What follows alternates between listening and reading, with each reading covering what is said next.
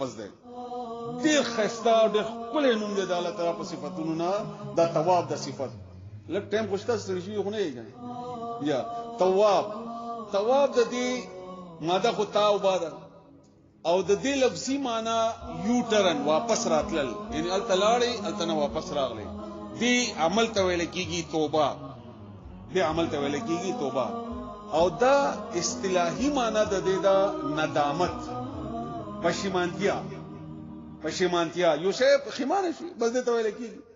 بیا د دې ځنه الفاظ دي الفاظ بیا دوه قسم دي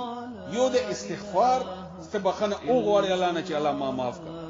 یو ستا هغه کردار د چې کم دې کړی دی چې باغې باندې ته خمان هم یې او مخکې د نه کولو اراده دې هم کړې دا د انسان توبه ده ما غلطي وکړه الله زه شرمنده او الله ما معاف کړي دا استغفار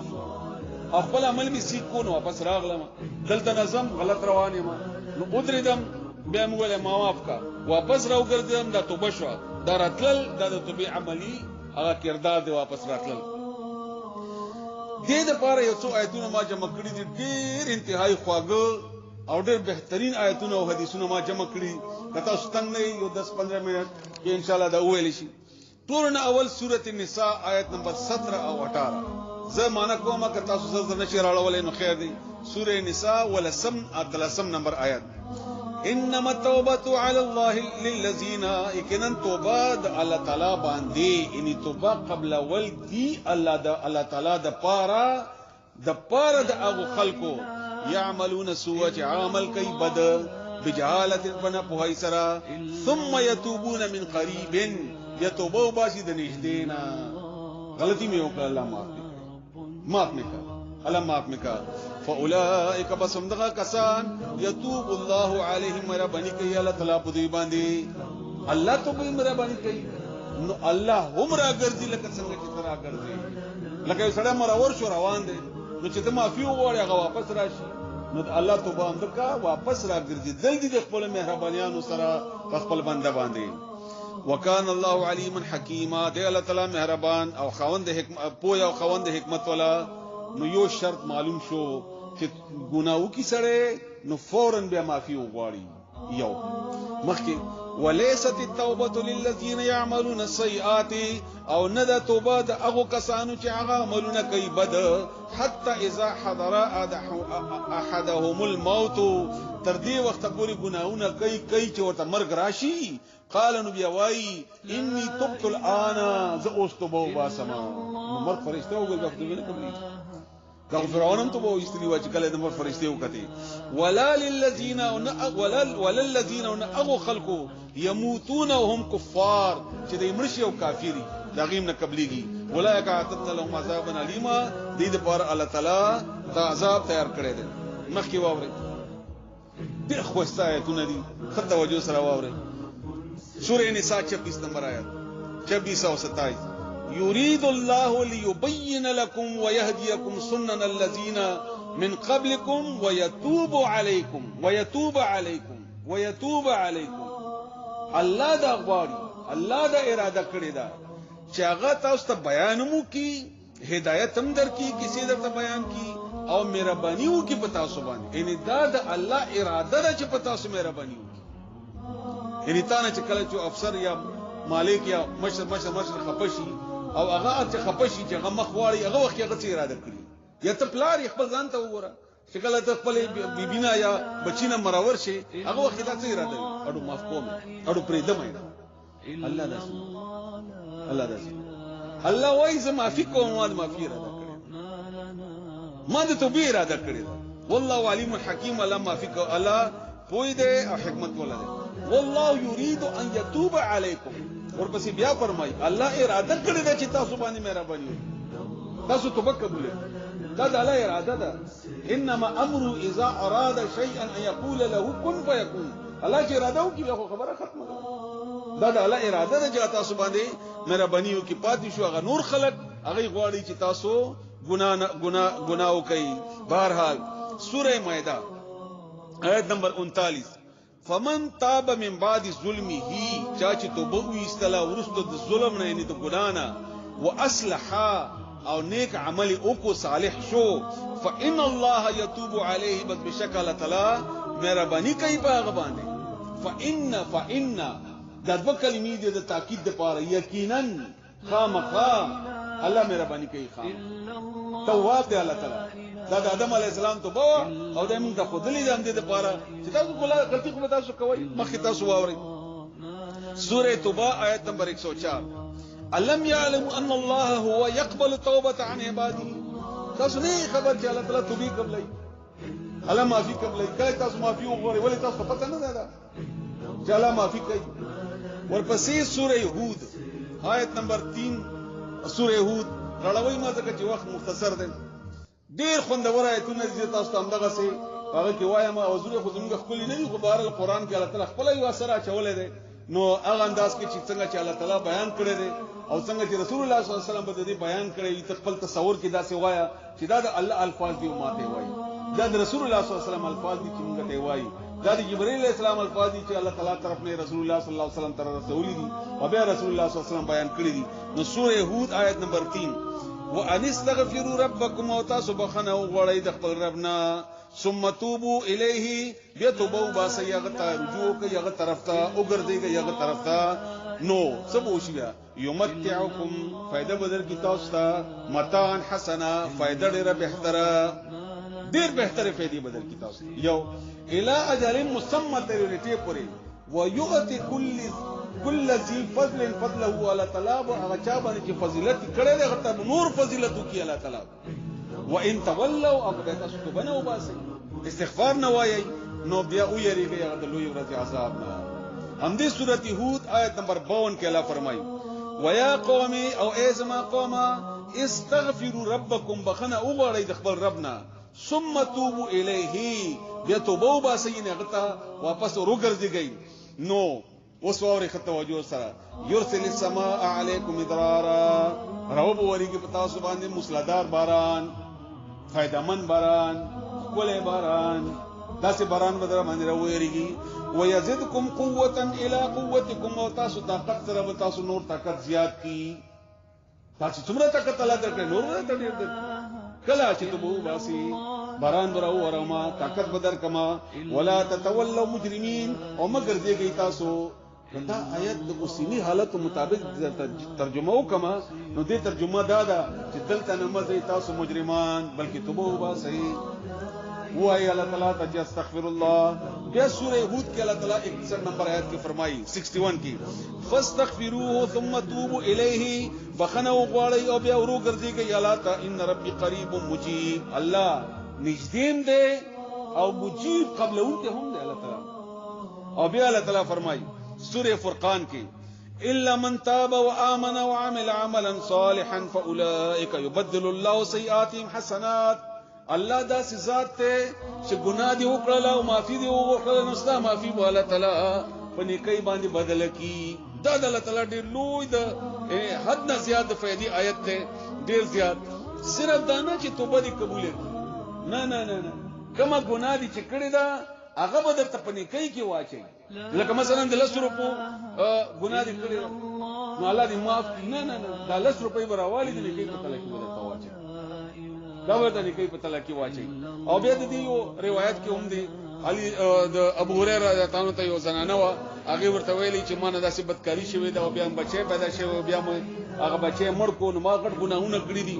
نو ابو هريره رضی الله عنه ورته ویلي چې تا د لپاره لا چرته د معافي. نو ډېر پریشان او حدیث لمبا چوڑا دی. بار رسول الله صلی الله علیه وسلم ته خبر او کړه رسول الله صلی الله علیه وسلم د سوره فرقان د آیتونه ورته ولستل چې تا ته د آیتونه معلوم نه دي. یو سړی په شمال شي د غنی کیله هغه بدیله طرف نه کوي اچي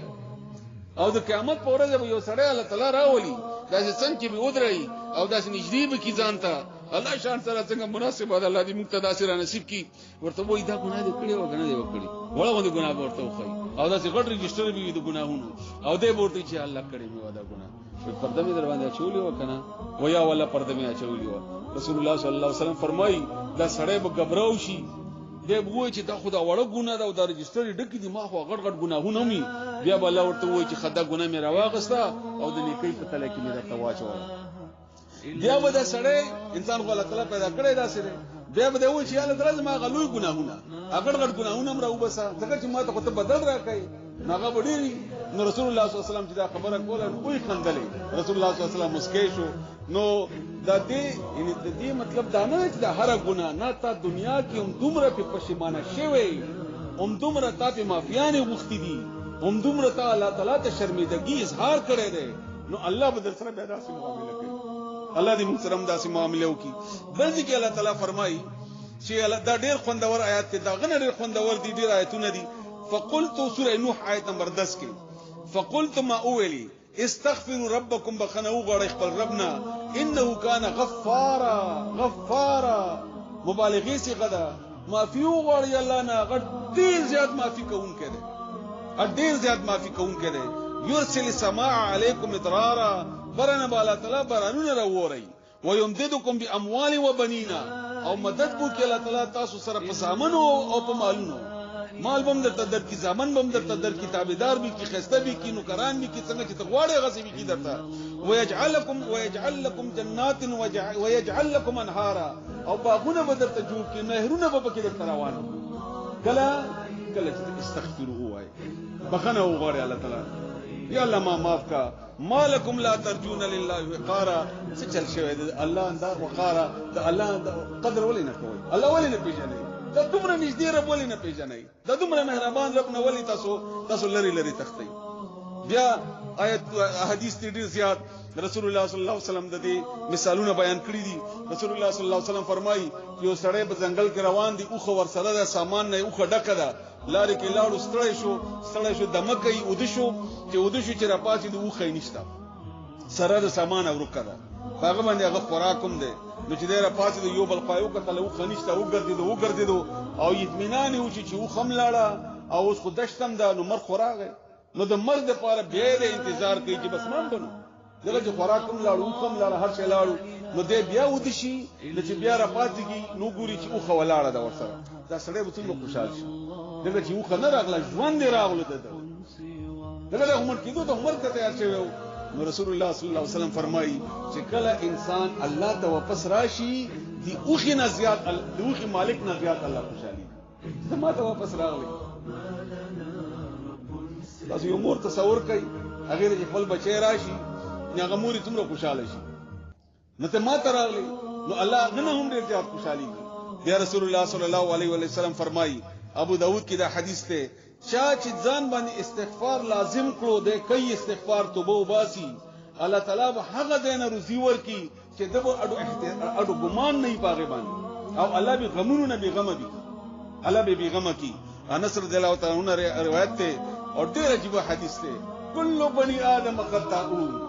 ټول بنی آدم ګناهګار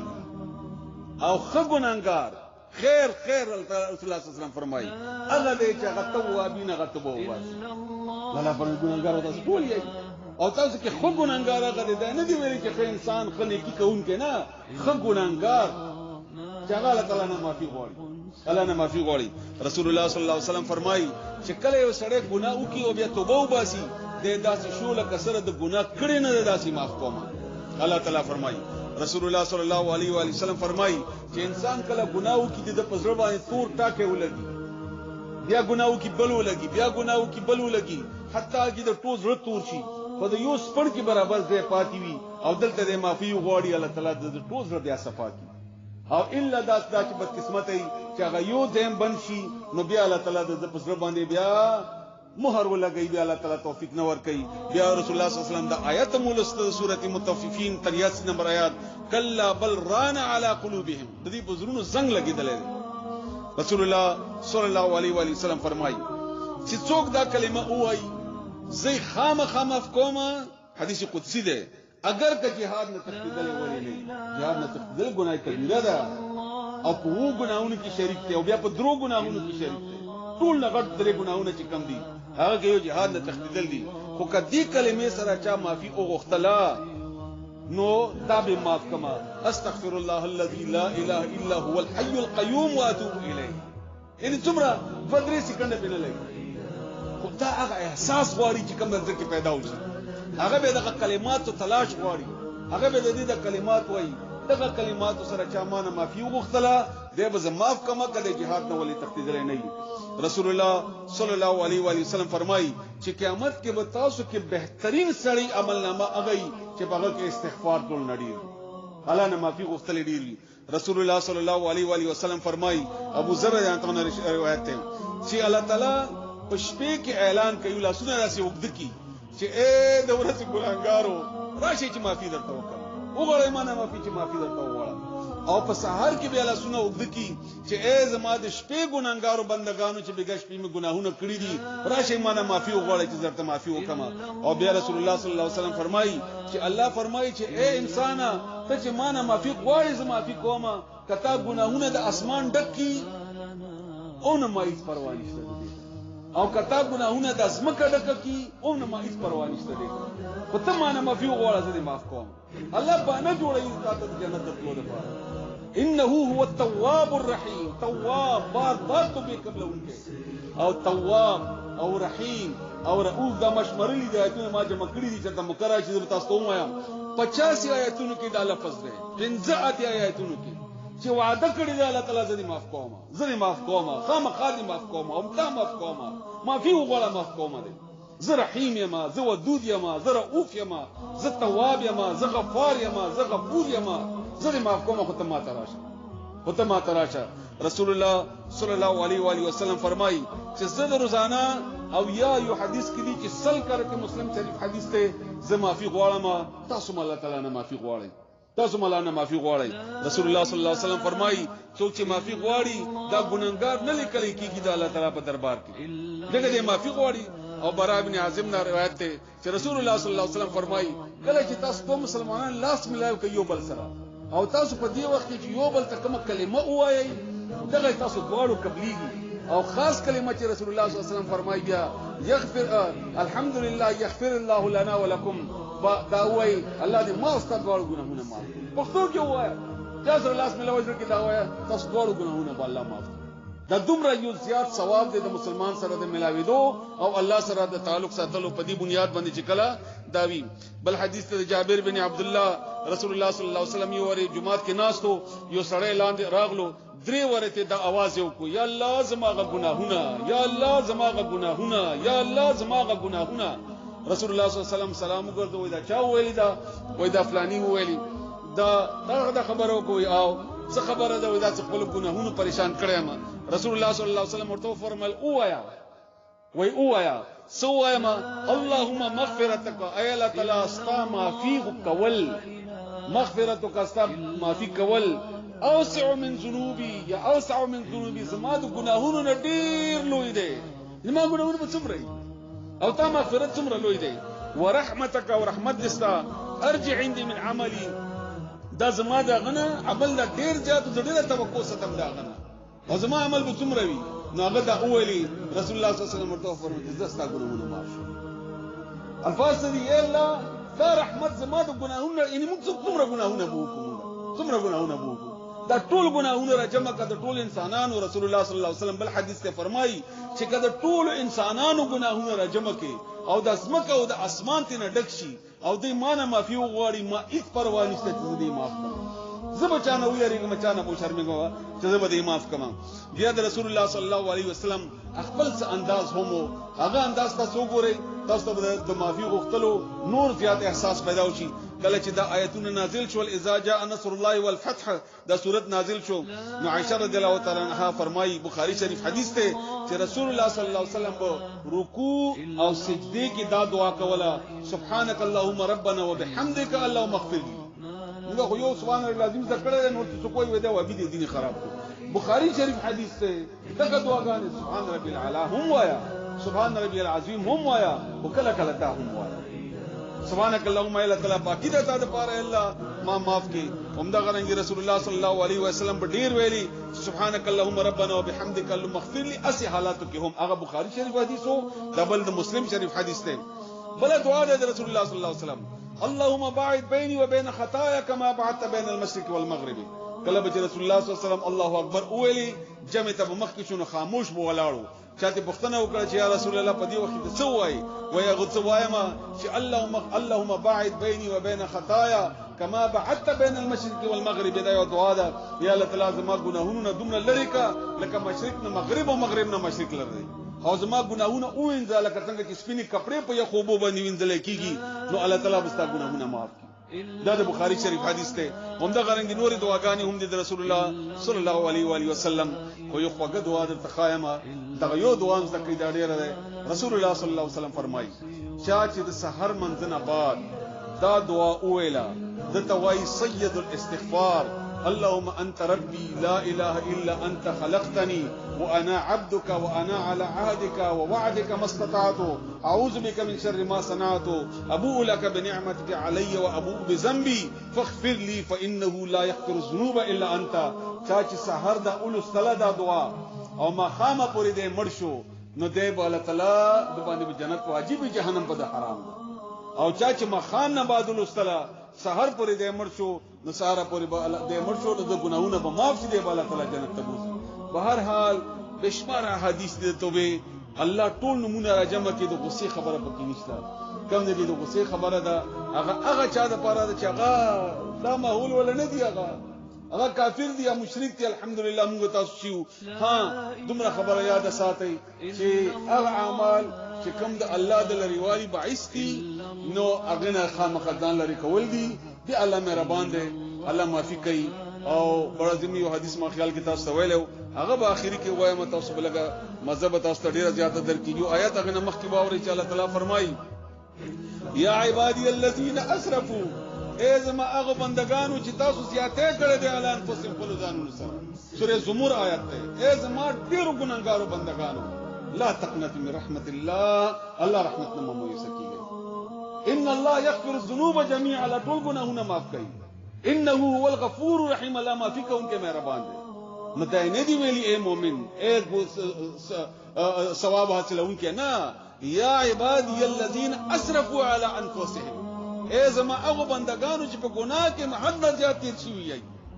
ما یسکیږي الله معافی کوي ما یسکیږي ما الله معافی کوونکی دی الله زموږ تاسو ګناهونه معاف کړي رسول الله صلی الله علیه وسلم الله نه سوال وکړو چې الله زما د بندگان معاف کا نو الله فرمایل چې معاف دې کوم په نیم عمر کې معافي وغواړي الله فرمایي رسول الله صلی الله علیه وسلم فرمایي چې یا الله د شیطان ډیر ظالم دی او زما د امت د ډیر کمزور دی وای خزه یو کال پوری معافي وغواړي به معاف کوم چې یو کال مت پاتې وي غنه مخکې معافي وغواړي را کالم ډیر لوی شی دی الله دا به شیطان به دوکه کوي خای و میاش تم لوی دا خای و ورځ روزم لوی دا خای و غنټه یو ساعت ملو دی اخیری کې الله تعالی فرمایي معافي دې مان وغواړي قبل ان يتغرغر مخکې د اغنا چې د سادل تراشي دی وخت دی وای چې الله ما معاف کړي به معاف او بیا د نور خلقو دعاګانې مرتجایز جوړ شي الا دا چې شرک کړي نه وي الله دې موږ تاسو د شرک او د بدعات او د منافقت نه بچ کی الله دې موږ تاسو ته توبه توفیق راکړي الله دې زموږ ته په خپل دربار کې قبول کړي یا الله تعالی موږ ګناهونه معاف کا یا الله تعالی زموږ والدینو ګناهونه معاف کا یا الله تعالی ټول مسلمانانو نار نو زنه نو ګناهونه معاف کا یا الله تعالی ته معافي کوونکی ته تواب رؤوف رحیم ودود الله غفار غفور یا الله تعالی یا الله زموږ ګناهونه معاف کا یا الله تعالی زموږ ګناهونه محو کا الله تعالی یا الله تعالی زموږ ګناهونه الله تعالی محو کا موږ معاف کا الله تعالی موږ ته د نیکی کولو توفیق راکړه الله تعالی او موږ بچ کا اندام د ګناهونو الله تعالی موږ باندې رحم وکړه الله زموږ والدینو باندې رحم وکړه زموږ بچو باندې رحم وکړه زموږ په دې معاشره باندې رحم وکړه الله یا الله تعالی د معاشره باندې رحم وکړه الله تعالی هغه نظام په موږ باندې راول الله تعالی چې غستا د دین نظام دی الله تعالی موږ نه هم د هغه کار واخله الله تعالی د قران موږ ته پر آسان کا موږ عمل کولو توفیق راکړه الله بیا سوال کوو ته الله تعالی ته مغفرت ډیر لوی دی الله یا الله موږ معاف کا یا الله موږ معاف کا یا الله زموږ مشکلات آسان کړه راغلي کسان تا قران ته ستا کتاب ته ستا په مینه کې راغلي دی الله نو ته بهترین میزبان یا الله یا الله تعالی سونه خالی واپس مکه الله زموږ مشکلات آسان کا موږ ته قرضونو نجات راکا زموږ بیمارانو ته شفا ورکا څه مشکلات چې زموږ دی الله ته خبره د هر سینې او د هر ځنه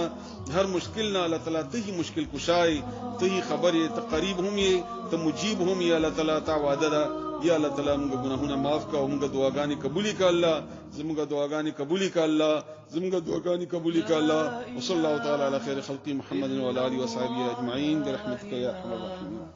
الا الله لا اله الا الله ما لنا رب سواه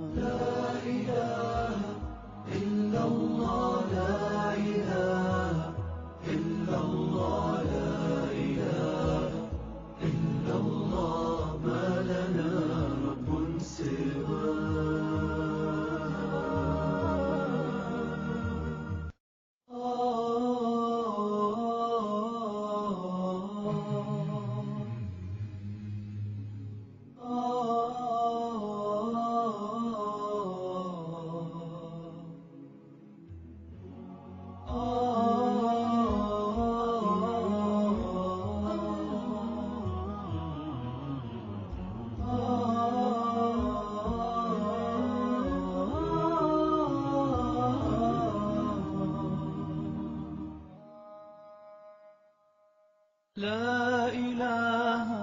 إلا الله لا إله إلا الله لا إله إلا الله ما لنا رب سوى لا إله إلا الله لا إله إلا الله لا إله إلا الله ما لنا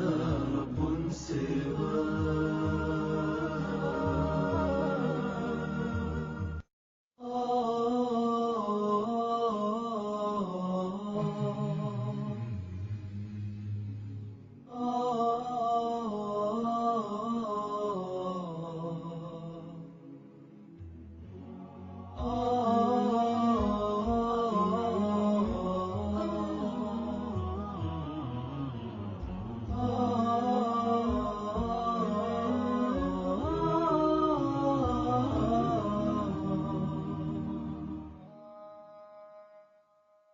لا إله إلا الله لا إله إلا الله لا إله إلا الله ما لنا رب سوى لا إله إلا الله لا إله إلا الله لا إله إلا الله ما لنا رب سوى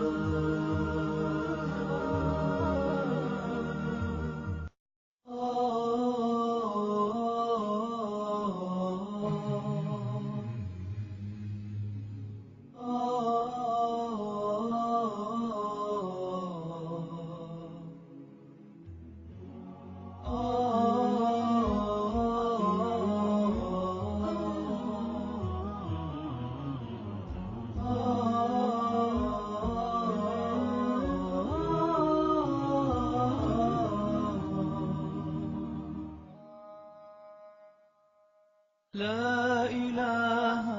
إلا الله لا إله